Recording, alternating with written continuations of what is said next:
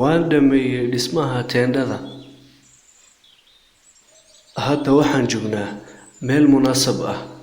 Baaritaanka anaga maanta waxaan ka bilaabi doonaa buurtaas. Qariidada marka aan fiiriyo waxaan joognaa halkan.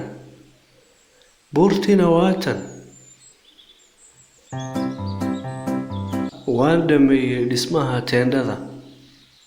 Haddaba ina keena aan dhigana alaabteena teendhada, maadaama maanta waxa inaga horeeyo shaqo aad u dheer. alla jecliyaa safarada baaritaanka waa safaro aad u macaan. aniguba waan jeclahay.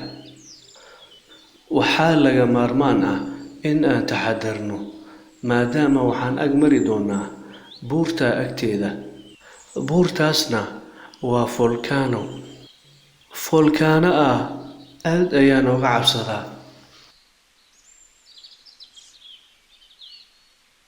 laakiin way daboolan tahay. alxamdulilah.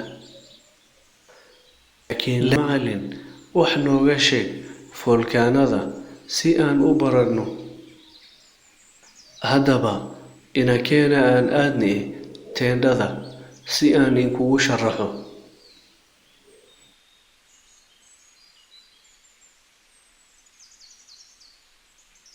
haddii laga fiiriyo bannaanka, folkaanada waa iska buur caadi ah. korna waxay ku leedahay duleel.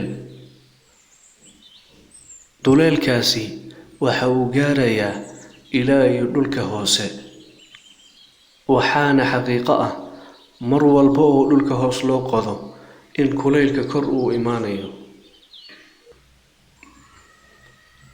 kuwa macdanka ka mid ah waa ay dhalaalaan, kadibna waxay ku dhex samaystaan buurta gudaheeda waadiyo. waadiyahaasi waa ay dareeraan, waa ayna iscariiriyaan ilaa heer ay gaaraan inay kor u soo baxaan. waxayna dhibaato u geystaan cid kasta oo ka agdhow buurta folkaanada.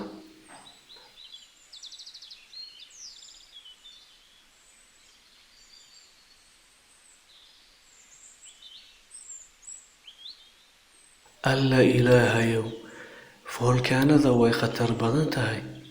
haa, aad ayay khatar u tahay. laakiin waxba ha baqina. waxaan ka maqlay culummada in buurtani ay daboolan tahay ilaa muddo laga joogo kumanaan sano. haa, waan degay hadda. haddii ay saas tahay, goormeen bilownaa baaritaanka annaga? haddaba aan bilowno. ina keena